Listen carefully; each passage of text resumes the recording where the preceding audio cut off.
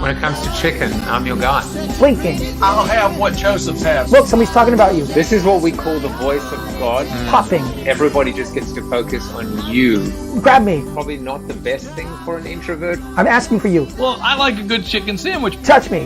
Hi, David. Comment. Oh my God. Like. You're actually an identical twin. Push. Maybe I'll just ask Julie to talk about what it is to be No. an identical twin. Pick me up. No, you didn't. Shouting. Surprise! Jeremiah, just hang on a second. I just got a text. There's an edit for your new opening, Joseph. I feel really honored to have been here, man. By the way, you've done a masterful job. Seriously. It was such a joy.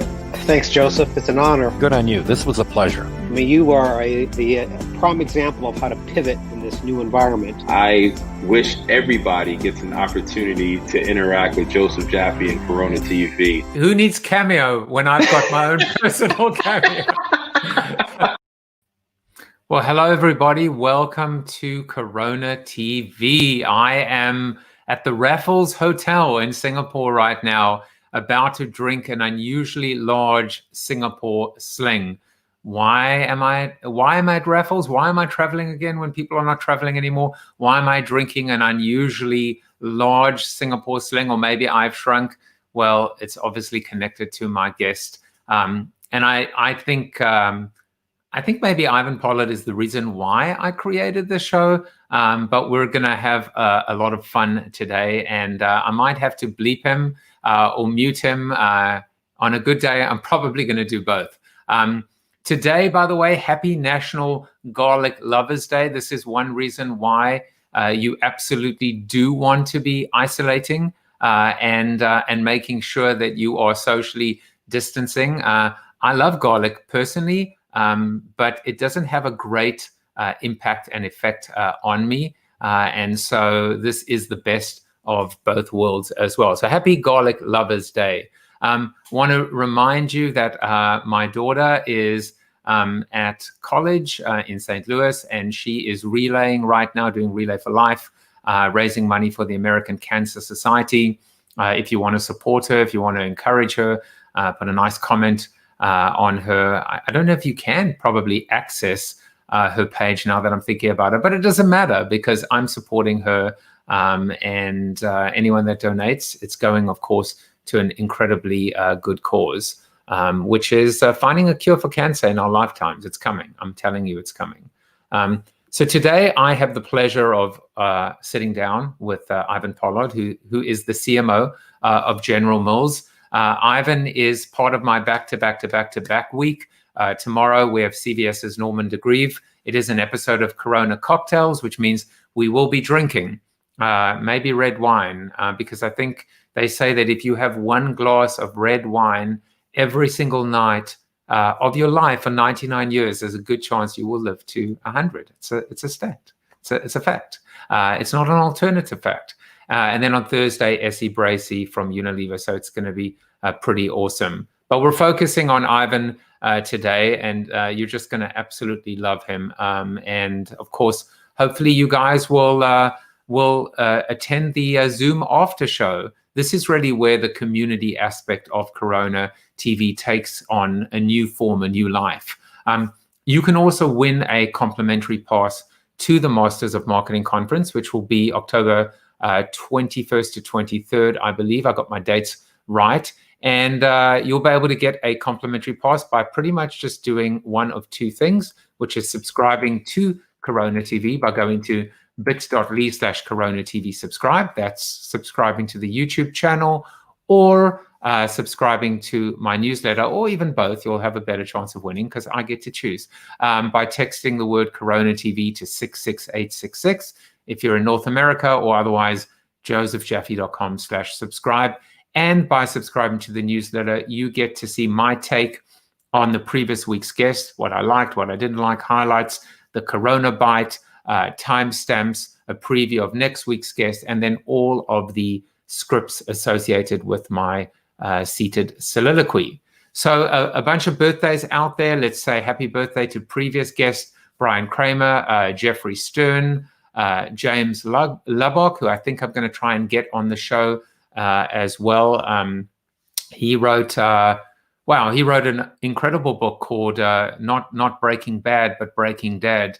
Turns out his father actually was that character from Breaking Bad, and it ended up selling crystal meth, and James's account of what it was like to kind of recognize or realize or confront or deal with this reality. So hopefully he'll be on the show. And then, of course, on LinkedIn, just want to say a quick happy birthday to Kathy, Ken, Daniel, Jess, Stephen, etc., etc. Well, now it's time for the seated soliloquy. And the seated soliloquy today is all about happiness. We're going to be talking about happiness. I was actually talking to Ivan before. I just ran out of time to catch up with him, but it's been amazing. I don't even know how many of these seated soliloquies I've done, but it's about 300 to 400 words every single day, and I have not missed one. I will not miss one. I'm going to go and find out, but I think at this point, well over 60 or 70. The other day, I actually said to people, I'm not really writing much because I've been doing Corona TV, and then I realized how much I've actually written. So let's get straight into it, because we're talking about one of my favorite topics today, which is happiness. So back in the day, I had the pleasure of working on a number of projects for the Coca-Cola company, particularly during the Open Happiness campaign period, which was led by the iconic Happiness Factory. Through my company at the time, which was called Crayon, I actually even got to contribute to this body of work in the form of Virtual Thirst, which was a program in Second Life where creators got to create their interpretations of a virtual vending machine. What would it look like in a virtual world, and what might it dispense? For example, could it dispense happiness and optimism? But what is happiness really? This is where I get to fake being a philosopher and expose my complete ineptitude. But what the hey, it's my show, right? I say all of this knowing that previous guest on Corona TV, Tom Morris, the world's self-described happiest public philosopher, is waiting in the wings, taking notes even as we speak. In fact, yesterday on the Zoom aftershow, he blew me away by defining boredom as what happens when you have too much or too little of anything. Really made me think. From my perspective, happiness is akin to contentment. When you are happy with what you have, you are content, and vice versa. I'm reminded by this question, which was actually posed to me a week or so ago. If you had one wish, what would you wish for? Would you wish for money? Why? If you already have proven in your life that you can earn money, well, why would you waste a wish on more of it, right? Because if you've earned it before, why wouldn't you be able to earn it again? And if you believe you're unhappy, but getting it would actually make you happy, would it really? Would that fill the void, the empty void, or would the cycle just begin again? So why not wish for happiness? If we could actually define it, measure it, track it, trace it, and even optimize it over a sustainable period of time, well, then surely we would. Personally, I'd focus my efforts on the capacity to produce happiness on a consistent and ongoing basis versus the instant gratification of happiness delivered. Which brings us back, better or worse, to the factory analogy. So as for me, I guess I'll just get back to you when I figure it out. Both my wish and my search for happiness. And maybe my guest today will be able to help me and guide me on my path. Because my guest is Ivan Pollard. And let me give you a little bit of background about Ivan. He came to General Mills from the Coca-Cola company, where over the previous 7 years, he'd been the vice president of global connections and then the senior VP of strategic marketing in North America. Prior to Coke, Pollard was a global partner in Naked Communications, the world's largest connections planning company. He opened his own company in the late 90s called Unity, and it is believed that is actually where the word, the phrase, the discipline, the vision, connections planning was coined. Now, fun fact, when he worked on Lucasfilm during his agency career, Ivan created Jedi marketing tricks for the connection strategies for Star Wars episodes 1, 2, and 3. Ivan lives in White Bear Lake in Minnesota with his wife, Mary, who is definitely much smarter than he is, and 3 young children who themselves are much smarter than their mom. Ivan has a BSc in physics from Nottingham University. He's the Sheriff of Nottingham, and he also has a nice unicycle. And on the basis of that, please tell me that you are chomping at the bit for me to bring him on. So let me do that. Welcome to the show, Mr. Ivan Pollard. Well, thank you for having me, Mr. Joseph Jaffe. It's a pleasure to be here. So it is so good to see your face. And I'm just looking at some of the comments that are in here already. The Corona crowd gathers like the crowd outside Walter Reed, except a lot smarter and quieter, perhaps much more. So Tom is already getting snarky, in the background. But I think maybe he forgot that today is all about happiness. So we're only going to focus on being completely happy. Hello to Joey. Who else is here? My mom, of course, is watching because, Ivan, if you can't have your mother watching you every day, your every move, then what can you do in life? That's true. Although my mother famously said to me when I started out in advertising, I was very excited about being in advertising. And I remember talking to her about working on a campaign where we were trying to determine what a brand's kind of proposition was out to the market. And she said, well, what's a proposition? And I explained it to her. And I said, so Mum, you've known me, this is when I'm 30, you've known me for 30 years, Mum. What do you think my proposition would be? And to be honest, I think she came up with an end line, but it was a pretty good proposition. Without hesitation, she said, your proposition should be get used to disappointment. And that came from my own mother. So she perhaps knew me better than anybody. And she's not really my biggest fan. So she's not watching. She's in the middle of France at the moment right now. And I suspect she's not watching, despite the fact I sent her the link. You know what? We have surprised people in the past. I don't have her waiting to come on, but every now and then people will comment. So Ivan's mom, I can tell you that this idea. What was it? Prepare to be disappointed. Yep. We're not going to end it today. That's all I'm saying. we're going to perpetuate the cycle. So you said the funniest thing to me at the beginning. You said, what was your line? How are you doing in general besides the beard? Yeah, which is good. I mean, I like the beard. It was funny because I think during COVID, when it started for Corona, we all let a lot of things go. And I was thinking just the other day, this is probably a time in all of our lives where most of us are spending more time looking at ourselves than at any other time in our history. We spend 4 hours a day on a Zoom call. And despite what everybody thinks, we actually watch ourselves. We don't watch Joseph as we're talking. So we look at ourselves and yet we care a lot less about what we look like. Obviously, there was all that plummeting that was going on in April and May of cosmetic sales around the world and clothing and stuff. And, who's worn a pair of shoes for a long time? So, yeah, the beard and both letting yourself go is also liberating who you really are, Joseph, which... And I would tell you, and I would tell you, I'm actually not wearing a bra today. So that's good. All of the data is correct in terms of letting oneself go. I will tell you that strategically, when I thought and conceptualized how I wanted to do the show, and as I've evolved it, one of the things that I wanted to do during the pandemic was exactly what I'm doing, which is to always wear a t-shirt, to not put gel in my hair, to not wear makeup, not that I ever have or would admit to. But I actually wanted it to reflect the very real nature of what our lives are like right now. And, by the way, Steve said, can you tilt your camera down to match the guest? My answer to Steve is, I haven't seen the guest yet because I've just been looking at myself. So, oh, wait, there you are, Ivan. Hold on.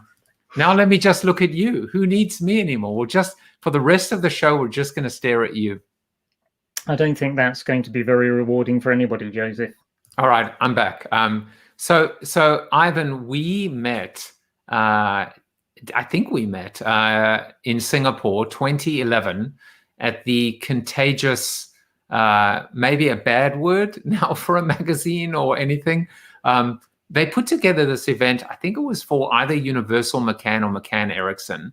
and for all their Asia Pacific clients, and they brought in about 12 of us, maybe, right? They're all these international speakers, and I will never forget that, you know, being in Singapore, everything Raffles Hotel, Raffles, you know, business class, Raffles Lounge, Raffles Steak, everything was just Raffles. But I was just blown away by the caliber of people that were speaking. And listen, you know, I don't kiss your you know what for you know, without reason, but I was blown away by this super intelligent being who clearly is not from this planet, called Ivan Pollard, and Naked. I fell in love with Naked, you know, at that point, because just the smarts were just out of control.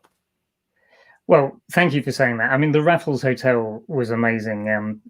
I'd never got on an aeroplane and left England before the age of 27. But I had a friend whose dad was in the Air Force and was based in Singapore and talked about the Raffles Hotel. So to be there was amazing. It was amazing to be there. But to be with the people we were, Joseph, you're right. There was an eclectic group of really intelligent people who actually, on the other hand, whilst we were all talking business and shop and deep-seated philosophical questions, we had a jolly good time. And I think that's one of the keys to having a good life is not just having a good time yourself, but as you said earlier on in your soliloquy, the ability to generate happiness in others, I think, is a gift that humankind has and shouldn't, especially during this time, shouldn't forget that we should use. Well, generating happiness is, of course, a topic in of itself, right? Which is the ability to actually create it, to actually go out of one's way, to overtly, explicitly, you know, bring it in when it didn't exist, as opposed to maybe another way to think about it is it's around us, it does exist. Are we open to it? Are we blind to it? Are we able to enjoy it instead of, you know, kind of always looking over over the horizon? You know, the grass is greener on the other side, and so there's a lot of interesting elements. But is it possible? I mean, how does one create happiness? How does a brand create happiness? Well, let's get to the brands in a minute, because I actually do think, you know, there's some evidence that shows that when you make people happy, you prosper. It's not the only thing you can do, but it is a good thing to do. But on the bigger topic of happiness, I think one of the tragedies of the corona pandemic has been the isolation that we've all had to suffer, and the kind of the disconnection from the routines and the habits that we had. But one of the gifts of corona is it's also made us reflect a little bit on what we already do have and learning to enjoy a little more of what we've already got. And on my bookshelf just behind me, I had a book called The Education of Littletree that I remember reading in the, I guess, must have been the late 80s when I was at my first advertising agency. And whilst it turned out to be a fake, it was actually very good because it was based on the idea of the Cherokee Nation and their thoughts. And one of the tenets of their philosophy was happiness comes not from getting more, but from learning to enjoy less. And I think that's the period we're living in now, where people are finding there's fun to be had by just being in the backyard with your kids, or just standing there for half an hour watching a leaf fall off a tree, or having a Coca-Cola, or eating ice cream for breakfast. There are things that we wouldn't have the time to do. Wearing a t-shirt every day and being who you really want to be. So even though you're staring at yourself, somebody said to me in response to that comment, yeah, I'm looking at myself every day, but you know what I've done? I've got used to who I am and I've fallen in love with myself. Big black man called Donzel Leggett said that to me, an ex-college football player. And he was like, I love it. And he stopped wearing tie. I still wear a tie, but that's who I am. So I kind of like being it. But the idea of happiness coming from learning to enjoy what you've got and not being resentful of what you don't, I actually think is one of those hidden gifts of what society all around the world has just discovered about how to be happy. And when you learn that and then you can start to share it with others, I think it just lifts everybody's spirits. I love what you said. It was beautiful, and it's probably the perfect time to bring on our quote, guess the quote segment. in this magnificently produced show called Corona TV. So here is your $1 million if you actually are able to correctly. You probably will. I withdraw the offer. The key to being happy is knowing you have the power to choose what to accept and what to let go. That's another interesting build about, enjoying more with less. Yeah, I like it. I mean, I was going to cheat. You ask any kid a question like that and they straight away go on to Google. So I would have won $1 million. But when you took it away, I decided to be honest. I'm watching your eyes. I'm going to guess it was, it feels a bit like Friedrich Nietzsche. It's I didn't know who this person was. I thought they sounded like a philosopher, and then a Russian oligarch. But it turns out it's an author by the name of Dodinsky. Interesting. That's good. I would never have get that. I think all the Dodinskys are extinct now, aren't they? Exactly, except this one. Except that one. Oh, they're still going. Except this Dodinsky. He's the last of the Dodinskys. So this is another interesting build, right, Ivan? Which is this idea of being able to, learn what to accept and what to let go. Whether it's baggage, whether it's, there are hopes and dreams, and then there is the ability to kind of maybe prioritize what is realistic versus unrealistic. I think it goes back to that quote that you were told, or that advice you were given. Yeah, I think you're right. Obviously, when I went to work at Coca-Cola, I spent a lot of time studying happiness, and maybe the best thing I learned about it was from a professor of sociology and anthropology who'd written a book called On Happiness, where he studied cultures all around the world, from people living in the Bronx to people living in Papua New Guinea in the mountains. And he boiled it down to three really simple things: that all cultures and all societies, you create individual happiness, that feeling of contentment that you talked about, with three things. The first is to have someone to love, not to love yourself, or not have someone loving you, but to have someone to love. The second is to have something to do. So when we are occupied, that quote you used in the seated soliloquy about boredom. And there's a lovely old Finnish proverb that says happiness lies somewhere in between having too much and not getting enough. And I like to think they were talking about Coca-Cola at the time, or General Mills cereal, but they weren't. They were talking about something else, because it's a 1,000-year-old quote. But somewhere between having too much and not getting enough lies happiness. And then the third thing is to have something to look forward to. So someone to love, something to do, something to look forward to. I love that. Writing it down. And I can't remember. So Tom Morris, who's quoting as we go, if he's your professor of your most happy philosopher out there, I'd love to know. I can't remember which book that was, so my memory's going now. So, but it's good. Eric Weiner, thank you very much, Tom. Very good. That was, and as opposed to pulling it from the Joseph Jaffe quotable quotes from the incredibly obscure, that sounds like a Monty Python skit, don't you think? Oh, yes, I think so. Like the question on there was a very good sketch they had called Spot the Brain Cell, where they essentially, they kind of satirically commented on quiz shows where they're obviously just making fun of the people who've just come on. So John Cleese goes, right, madam, here's your first question. Which opponent of Cartesian dualism resists the reduction of a psychological phenomenon to a physical state and exists as no point of contact between the extended and the unextended? To which he goes, oh, I don't know that. He says, well, have a guess. I don't know. Have a guess. Henri Bergson is the correct answer. Oh, I didn't even know that. So, yeah, quotable quotes from Monty Python. Who knew who Henri Bergson was? You're making my life so easy, because the Corona Byte has just been formed and formatted.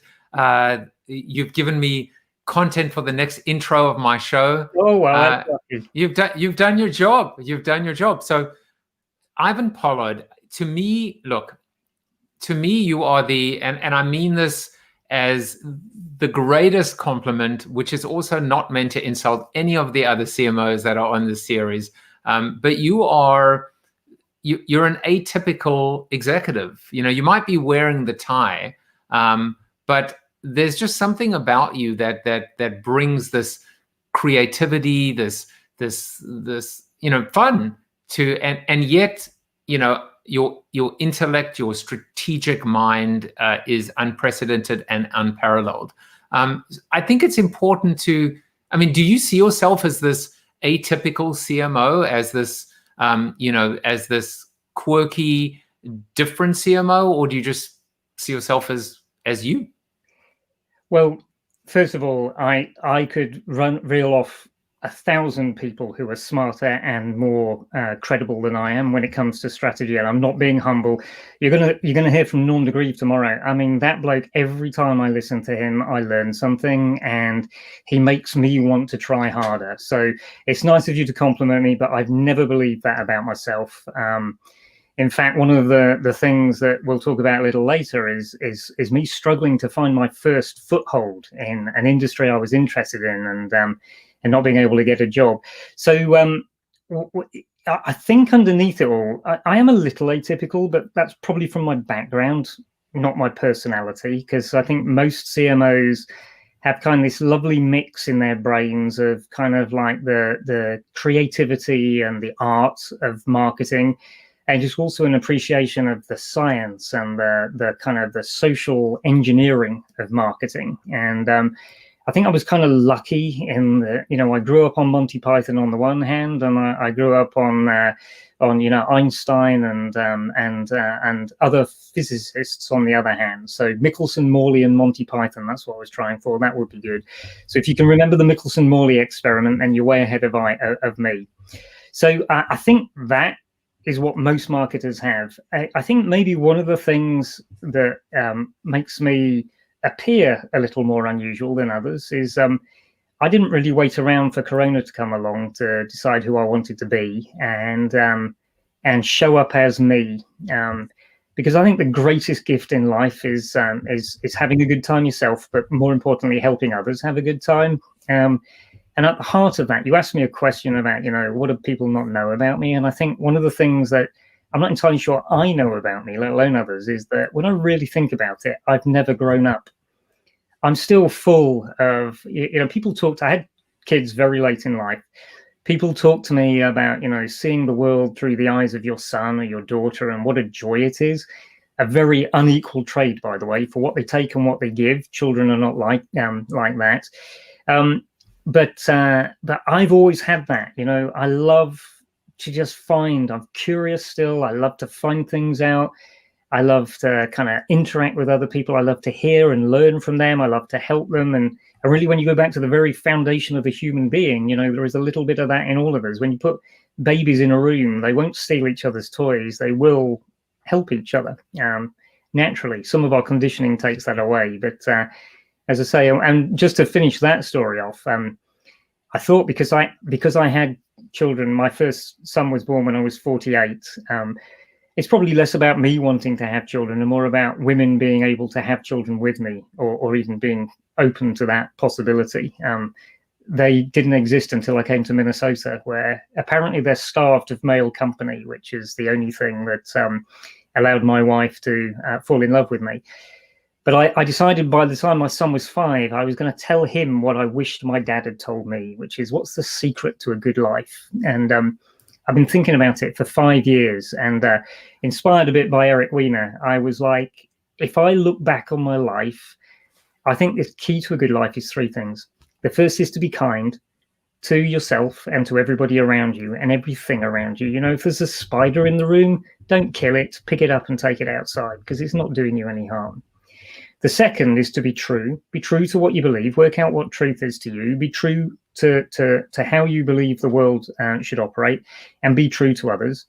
And then the third is to be funny. So to be kind, to be true, and to be funny. And if you go through life attempting those things, you won't meet them all the time. But if you attempt them, I think you'll have a nice time, and you'll help others have a nice time. And I think, you've scored 2 out of 3, right? You're kind, you're true, and so you're working on the third one, which is I am. Although the second one, because I lie about being funny. So maybe that doesn't really quite work. But I do think there is something in this about especially in the time we're in. You know, take the good out of what we've got. We should be rightfully afraid of what can happen, and we should avoid risk, and we should care for those around us. But at the same time, let's be thankful for what we do have. As I said to my father-in-law at the beginning of this, is Jim, we're all going to die one day. We may as well enjoy the days that we don't. Exactly, beautifully said. And JP Coolbine is who I think interviewed you recently. He said, "Just say what you want, Joseph. Free cereal. I'm not going to ask for it. I'm going to wait for him to offer it to me, JP. I've got plans." Yeah. You know, you've messed up the whole strategy. Free cereal. I think that's good. Inquire within.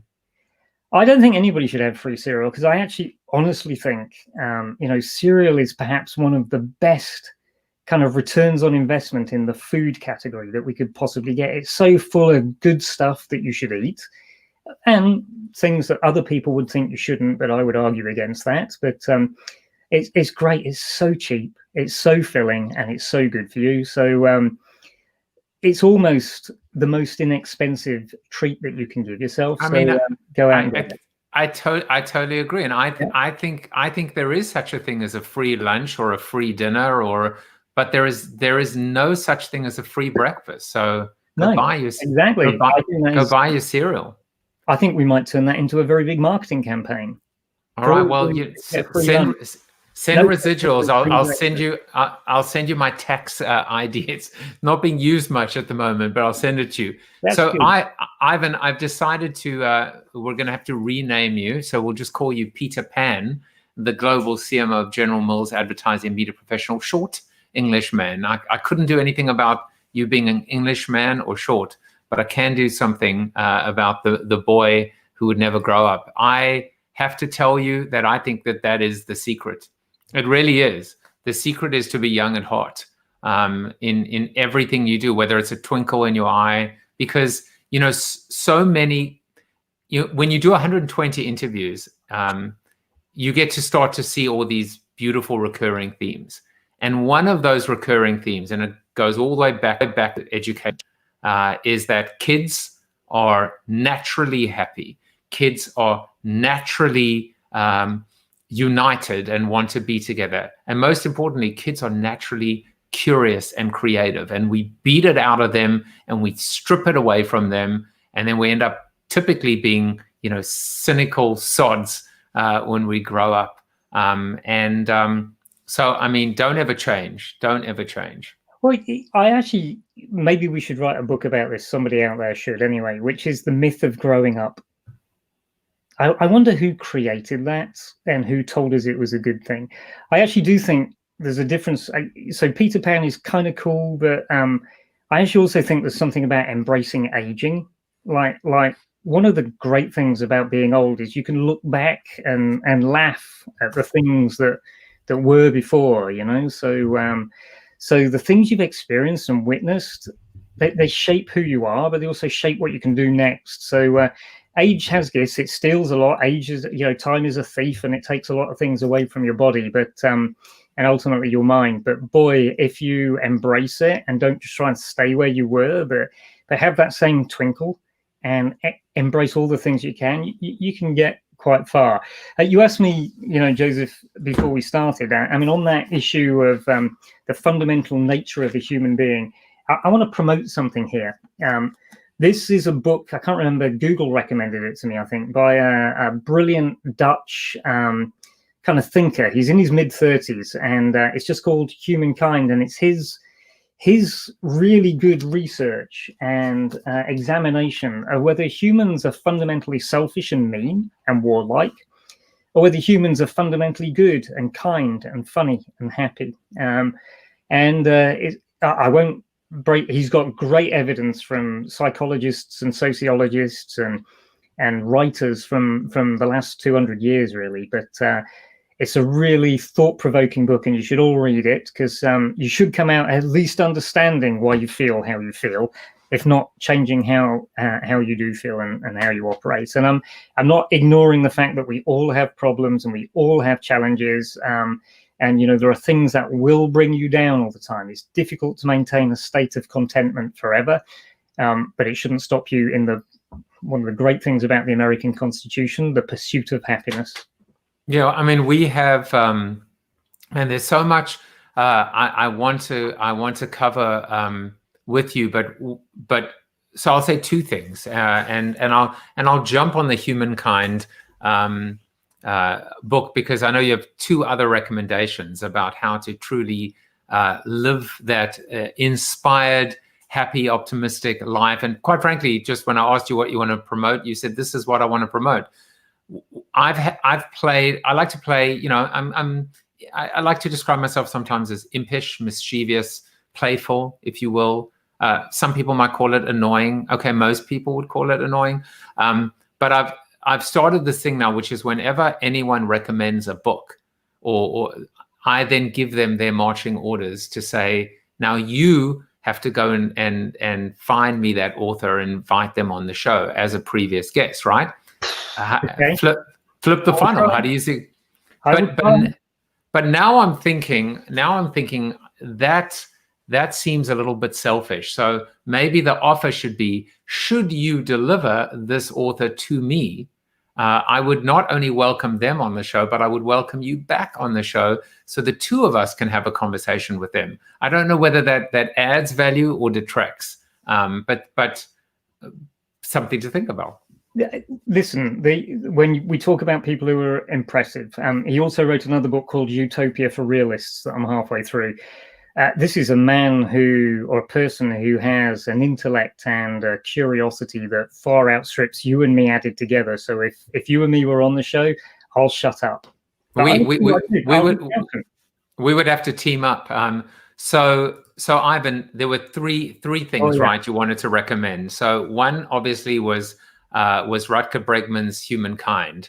The second one was a little bit more interesting. I did not expect that from you, but you want to introduce your second recommendation.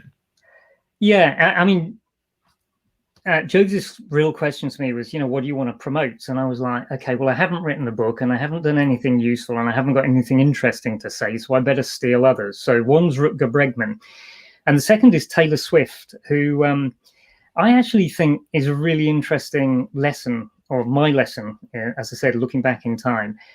I've actually got pretty eclectic musical tastes, from Beethoven to the Beatles, from Vivaldi to Van Halen, or from Mozart to, I don't know, Marion Hill. Okay, so I cover the spectrum.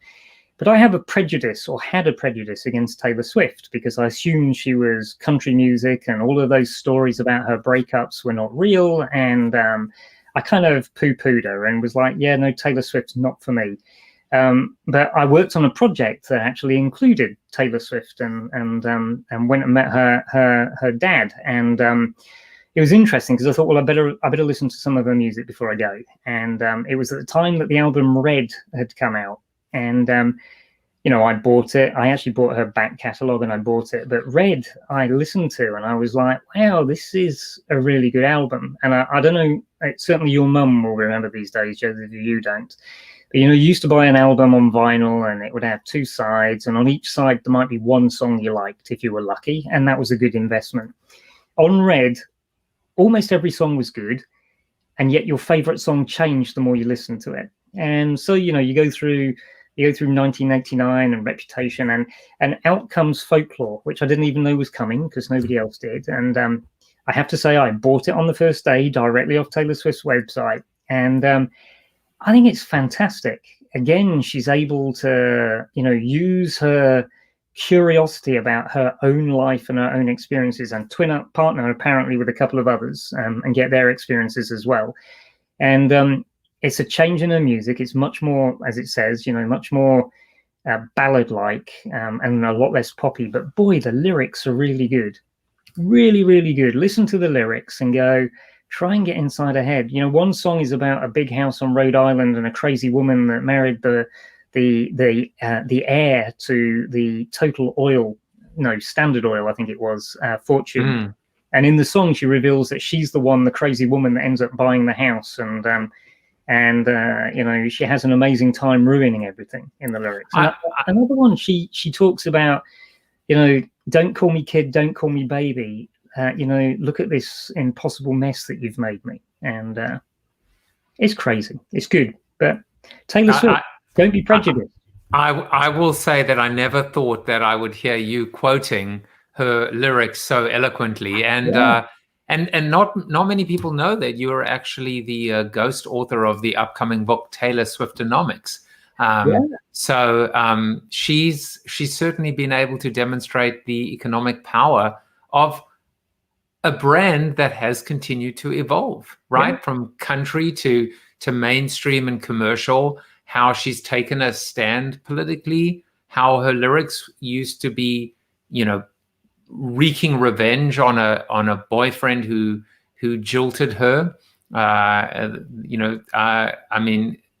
now taking a stand. And I think, one of the things I've been thinking a lot about, Ivan, is the whole concept of brand and branding, even just to go, just a little smidgen of marketing, if you will. The essence of brand has to be about constant motion, forward motion, evolution, change. And so many brands have struggled, I think, with the ability to change with the times, to continue to evolve. She's the quintessential gold standard of a brand that is moving forward and not stuck. Yeah, and we always used to talk about Madonna before that, as being the person that was able to reinvent herself. What I actually think I would add a layer to it. I think you have to be constantly relevant, but you have to stay the same. Otherwise, your brand fragments in the mass market. So, I've talked occasionally about the idea of we're moving from a classical world to a quantum world in marketing, where we used to have this big, massive tool to treat everybody. We're all after, 35-year-old men who like to drive sports cars, and that was the target. And now we can serve each individual with what they want. I think what Taylor Swift, and because with that comes the probability of fragmentation, what people like Swift have done and what the great brands have done is understand who they are and always have been, but work out how to make that relevant in the moment to individuals. So my pat phrase for it is you have to mean the same thing to everybody, but something special to every single individual at the same time. It's beautifully articulated. Nobody understands that balance, than you, Ivan, when you look at some of the brands you've worked on, and Coca-Cola, right? I mean, brand Coke being one of those examples of needing, slow culture versus Pepsi's fast culture, being able to find that anchor and that solid, stable foundation, but at the same time, life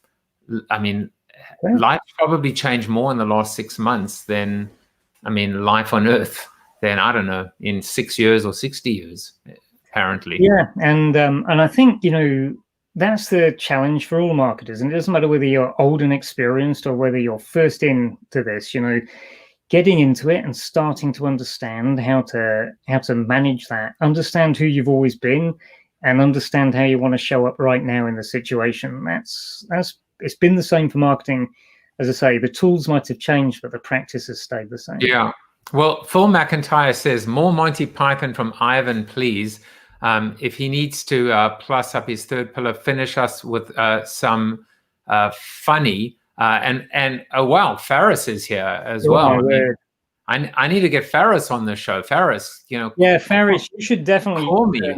You should turn up and recycle all the things I taught you, because Ferris's line, this is the perfect kind of conundrum for anybody to solve. Ferris's line, for anybody who's not met him, he's brilliant. So this is not an insult, but his line is talent imitates, genius steals. And I've never seen somebody steal quite as much as he has. So everywhere he's gone, he's picked something up and he recycles it, and it makes him shine. But Ferris, come on this show, because you've got an awful lot to share. But yeah, Monty Python is kind of interesting because they've had such an effect on the world, and I thought it was quintessentially British. But think about the life of Brian, or he's not the Messiah, he's just a very naughty boy.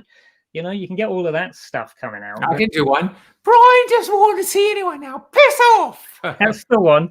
And then you know, some of the things. I mean, go buy some of their old live shows, because the sketch shows were good, but when they really were on it was in the live shows. And listen to the Four Yorkshiremen or the Philosopher's Song. Hey, Manuel Camp was a real pissant who was very rarely stable. I Degger was an easy beggar who could drink you under the table. David Hume could out consume Aaron Hagel. And Wittgenstein was a beer and wine who was just a Schlegel. There's nothing Nietzsche couldn't about the raising of wrist. And Socrates himself was permanently. Can't say that line. Yeah, so listen to that and the Four Yorkshiremen. Who'd have thought a year ago we'd be sitting here drinking Chateau de Chasselet? Yeah, and by the way, I've just got news that A&A have cancelled this partnership. Okay, so thank you. And I'm pleased to announce that Ferris Yarkov, the global CMO of General Mills Advertising and Media Professional, short Englishman, will be on the show. Yeah, well, that's good too. To be fair, that fits Ferris. The one other thing that you know, being on Zoom calls all the time is for the whole of my life I've had kind of short man syndrome, but nobody has any idea now how short I am. I could be as tall as you, Joseph, or you could be as short as me, especially compared to that Singapore sling. Well, in fact, one thing Steve Garfield was saying to me earlier was that I needed to make sure that I was the same height. Yeah. I prefer more of the King and I approach, which is always just slightly, you know, the head is always slightly lower than the King of Siam. The best thing I've seen somebody does is a guy I work with called Taman Evans always positions himself off to the side. You know, like this. I love that. Yeah, but I can. Completely unique. You're going to have to keep moving. And it's just brilliant because you then see a lot more. And everybody else is centered, but Taman's off to the side. So quite right. So I feel, you know, one of the things I've also done with the show, Ivan, is because we're living through this manic depressive existence, you know, where super highs and lows in the same day. And it's just a reality. We get serious, we get stupid, we get serious, we get stupid. So we're still on the stupid part, which is, you know, this idea of you not taking yourself too seriously. But I want you to set up this video that I managed to steal from the General Mills archives that talks about something you did in association with the campaign. Yeah, so what you're gonna see is, and remember, this is in the spirit of what can you do during COVID. This is 2 weeks old. What can you do during COVID that's just fun and yet still kind of responsible? So Old El Paso's come up with this brilliant innovation, which is a taco pocket. So you can hold a taco in one hand, and to launch it, the team in Australia teamed up with a tennis player called Nick Kyrgios and challenged him to play tennis with a taco in one hand and his tennis racket in the other, and not to spill any of the taco, because pretty obviously if that was an ordinary taco, everything's falling out top and bottom and you can't eat it. So it went viral. It's still going on. We're promoting it around the world. Unfortunately, you can't buy these tacos in America yet, but wait for 2023.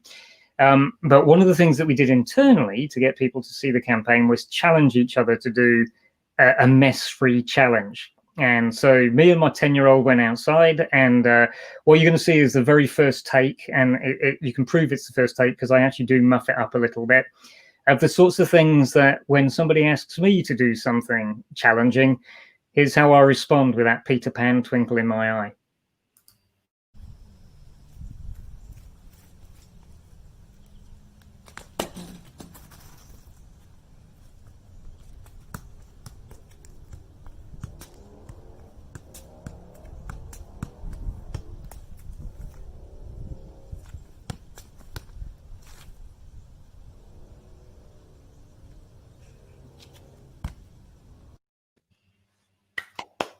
That's good.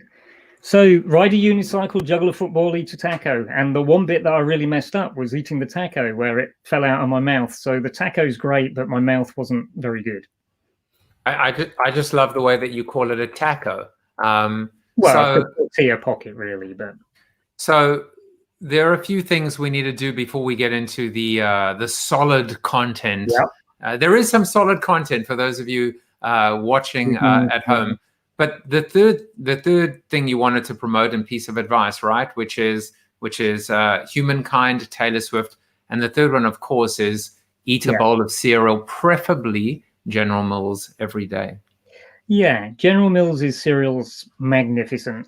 One of the things, again, that people won't know about me, I have an incredibly terrible diet. If a dietitian looked at what I eat, they would be astounded by, the Coca-Cola and the candy and the kind of the donuts and everything. And I do actually think the one thing that has kept me healthy my whole life, touch wood, has been eating cereal. I ate it long before coming to General Mills. It was what I lived on. Literally what I lived on were Honey Nut Cheerios when I was unemployed after university. And as I said earlier on, there's virtually nothing else that's so good for you that you can get for so little money that fills you up with so much joy and so much choice and variety. So that's I think you were probably expecting big things to be promoted, but somebody else's book, somebody else's record, but my cereal. So go out and buy some of that. Well, actually, Thomas said, no guest has made me laugh so much. What can I do to thank him? Buy lots and lots of cereal. I think the answer is yes, right? Buy lots and lots of cereal. That's good. I'm sorry I haven't said anything useful. You can see I'm blushing now because, laughing is good. Laughing, just do it as much as you can and make everybody else do it. That's kind of, but there's serious stuff to do in the meantime as well, which is what we're going to talk about now. Yeah. So you, how you come to, I don't know why you didn't, why we didn't reconnect sooner, but I'm grateful to the ANA for bringing us together. But you are going to be keynoting at the ANA conference, at their Masters of Marketing conference. Unfortunately, not in person. But you will be. What I hear is, hang on a second. I hear you will be slightly off camera for the entire duration of your keynote. But it's a pretty amazing topic. Ivan, it's going to be on Thursday, October 22nd at 3:56 apparently, and it's called "You Gotta Be Bold." So give us this little sneak preview about what you're going to be speaking about. Well, again, you're bigging me up way too much. I'm not keynoting. I'm just one of many speakers. So you should people tune into this because the array of speakers that the ANA, that Bob and the team have lined up is amazing. In fact, I think we've probably got more CMOs coming together for you to learn from than any other event in the ANA's history. So over 300 registered for it. So it's really good. And you're going to hear from all sorts of people yes, you'll hear from General Mills, but you'll hear from Procter & Gamble and Unilever and General Motors. Fantastic people talking about really important things. And the overall theme of the conference is the idea that brands have not just the responsibility, but also the power to be a force for good and a force for growth. And we're going to be talking about that. So purpose and how that plays into what you do. And I'm going to talk about how you start, because there are a lot of brands out there who, we react to saying, hey, George Floyd gets killed. Should we say anything? Should we not say anything? And the answer is, goddamn, yes, you should say something. You are helping shape culture and society, and you have to be bold. And the truth is, you will get it wrong. You may drift into the place that PepsiCo went a couple of years ago with Kendall Jenner. But if you get it wrong, that's one thing. The thing that you really need, though, is the courage to try it in the first place, and then the courage to carry on. Because if we can make a difference in the world and make the world a better place, we all have a responsibility to do that. And as marketers, we're sitting on the opportunity to put our voice to be, like it said, a force for good, to make the world a better place. But when you do that, you can also be a force for growth to make your business a more profitable company. So I'll be talking about the courage it takes to do that. I'm going to go back into the history of General Mills to when a flour mill, the biggest flour mill in the country, I think at the time, actually blew up on the banks of the Mississippi, and how the founder of General Mills responded to that. And I'm going to take that all the way forward to just talk about one of our smaller brands and how they had the courage to speak up behind the Black Lives Matter movement, and what happened, and how they had to ride the slings and arrows of outrageous fortune, and people kind of lambasting them for trying to get involved, and yet still went on and in their way made a difference. So that's what the topic's going to be. But my topic is just one part of a very useful 2.5 days. And don't turn up to hear me speak, turn up to hear everybody speak.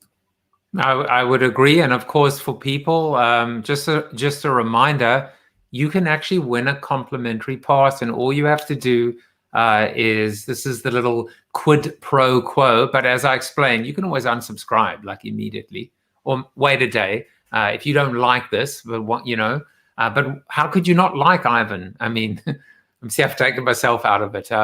But all you got to do is subscribe to the show on YouTube or my newsletter. But I got to tell you, people love you, and what's not to love? I mean, Michael Donnelly, I'm sure, but he doesn't mince his words, and he said, "Best show yet." So Thank you, Michael. lot of pressure now to deliver tomorrow, but I can actually sleep well tonight knowing that Michael, after 120 episodes, thought this was the best show. And as I said at the start of the ANA thing, you know what? I'm going to keep saying this was the best show ever. Yeah. You should do. And by the way, Michael, you need to get out there and watch a few more shows. And by the way, I learned more from Donnelly than he ever learned from me. And here's Mike Wilson. If you were a breakfast cereal, which one would I be? That's a very good question, Mike. And you've known me for a very long time. So I think I would probably be Lucky Charms. Nice, because you have that spring in your step, that smile, that little mischievous streak, kind of like I do as well. Maybe that's why we get on so well. It must be that. So I will tell you, we're almost at the hour. It is amazing how time flies when you're having fun. But I would be remiss, and I would be negligent if I didn't just try and humiliate you just a little bit more by disclosing some really interesting fun facts about you, Ivan. This is because this for people that are still watching, which is not many people may know this about you, but you wanted to be a ballet dancer. Yep. And I actually was able to. Oh, that's the best picture of me I've ever seen. Can you believe? I mean, the flexibility. You're still at this age. It's incredible. Well, first of all, you're barely 48, right? Because you just had a kid. You got to send that one to me. In fact, I'm screenshotting that. That's good. I like that. I wanted to be a ballet dancer. And now you are. And now you are. And that's good. There aren't many 5'6" ballet dancers apart from Wayne Sleep, but it wasn't my height that worried the people that were recruiting ballet dancers. And we'll just leave it at that. Here's one more fun fact about you, which I had to bring this. I had to bring this in, which is you are a Leeds fan, right? Oh, yeah. You are a crazy Leeds fan, and it's just amazing. It's actually a beautiful story. Was it a 16-year absence, and all these before and afters, right? That's the real photo. Kids, images, video of fans devastated, crying when you went down, and now all of these beautiful examples of these recreated photos and videos and before and afters. It's so just congratulations, welcome back, and you guys seem to be doing a great job. I might add. Yeah, due to an Argentinian manager called Marco Bielsa, who is just a breath of fresh air in the league. Well, one of the things I've done in the show, Ivan, is I always introduce my guest with a descriptor of sorts, right? So I decided to call you the Smiley. I called you the Smiley because we were talking about happiness. I'm assuming the other reason why I refer to you as Smiley. Smiley's people? This is the reason. Did you know? That's good. Did you know that is called the Smiley? I did know that. So if I was on my game, I've actually got a shirt upstairs with that on it, and I've got a diary over here somewhere. I shouldn't really get up and go off camera, but I have the 1972 Leeds United diary where that badge was worn, and it was the year we won the FA Cup against Arsenal. Known as the Smiley. So, listen, I wish you happiness. I wish you health. I wish you in order, right? Then continued success. But by continued success, what I'm referring to is stick around in the top flight. Do not win any silverware just yet until Spurs can win something, please. There's a lot of desperation in this household between myself and my two sons. I want to thank you so much for your time today, and for, quite frankly, just being kind, being true, and definitely being funny. Trying to be funny. And definitely trying to be funny. I also I bring this out. I bring him out, all 80 years old of him, to solidify the most important message. And by the way, we're going to head to the Zoom after show, bit.ly/CoronaTV after show. Let me just put that on there for you. Type this into your browser, bit.ly/CoronaTV after show. Ivan Pollard, you have been certified as... You are Chuck Norris approved. There you go. Thank you for watching Corona TV with your host, multiple author and global keynote speaker, Joseph Jaffe. Corona TV is the show about hope, positivity, optimism, and if there's time left over, a little bit of marketing. The after show on Zoom starts right now at bit.ly/Corona TV after show.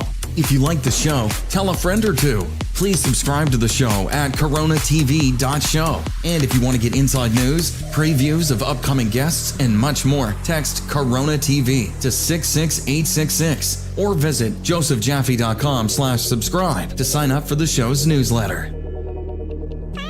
And despite the best ministrations of your wife, you still look ugly.